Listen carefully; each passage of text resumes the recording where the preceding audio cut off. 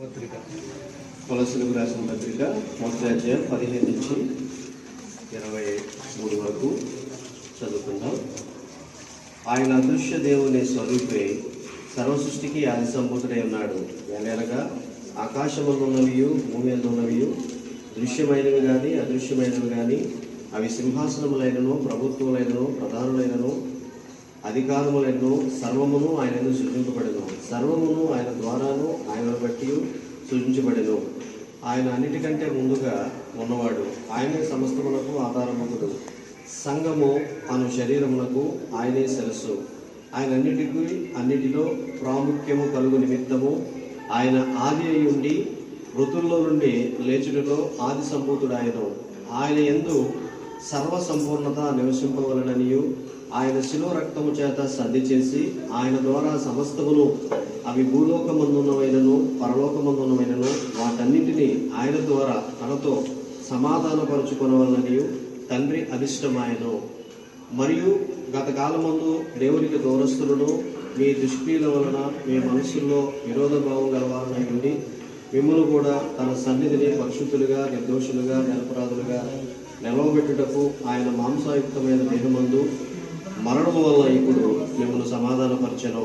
పునాది మీద కట్టబడిన వారై స్థిరముగా ఉండి మీరు విన్నట్టు ఆకాశము కింద ఉన్న సమస్త సృష్టికి ప్రకటింపబడినట్టు ఈ సువార్త వలన కలుగు నిరీక్షణ నుండి తొలగిపోక విశ్వాసమందు నిలిచిన ఎడల ఇది మీకు కలుగును. పౌలును నేను ఆ సువార్తకు పరిచారకుడైతిని. దేవుడి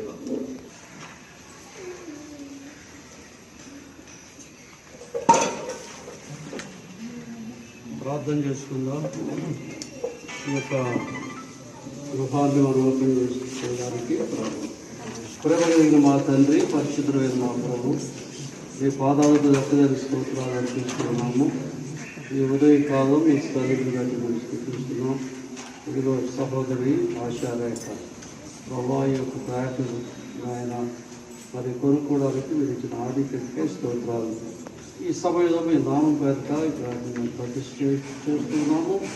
ఆయన మాకంటే ముందుగా ప్రభావ మీరు ఆయన ప్రవేశిస్తున్నారు కనుక మేము స్థుతిస్తున్నాం. మీరు అదృశ్య దేవుని స్వరూపై ఉండి సమస్త సృష్టికి ఆది సంభూతుడుగా మీరున్నారు.